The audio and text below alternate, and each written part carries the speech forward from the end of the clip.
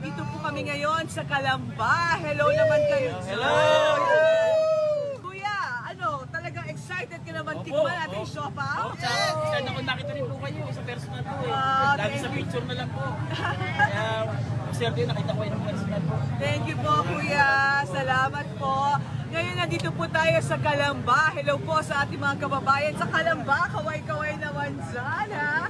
Para po magbigay ng libreng siopaw. At syempre, may gulaman pa, ha? Yan po ay paraan ng pagpapakita ng pagmamahal namin ng alagang sol at alagang akay dito po sa Calamba. Hello po! Kumusta kayo?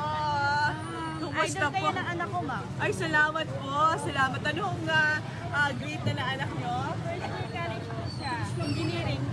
Ano po kayo, idol po na kayo lalo po nung nagbabalita. Wow! Maraming salamat Gusto po. rin po niya sana maging broadcaster. Gusto rin niya yung maging newscaster. Sabihin sa kanya, kahit naman engineering siya, pagdating ng araw gusto niya maging newscaster, pwede rin naman yon. Kumbaga, makakapag-train pa rin naman po siya. First, ano po talaga niya, gusto po talaga niya. Kaya lang, ang second choice niya po yung engineering. Okay. Sige po, smile ako dito. Ayan. Thank you, ma'am. Thank you. Kumusta ho sa anak niyo? Hello po! Hello! Kumusta po kayo? Alagang song, alagang akay. Salamat po. Eto baka umambo na. Bray, pakita natin kung gaano kadami mga kababayan natin nang nandito sa Calamba.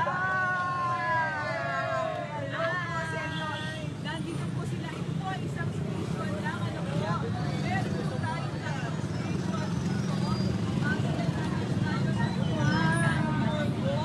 Meron pa po tayo station sa may PLDT at saka okay, meron ho tayong dalawang station ha sa mga makakahabol pa po. Marami naman ho kaming dalang siopaw dito ha.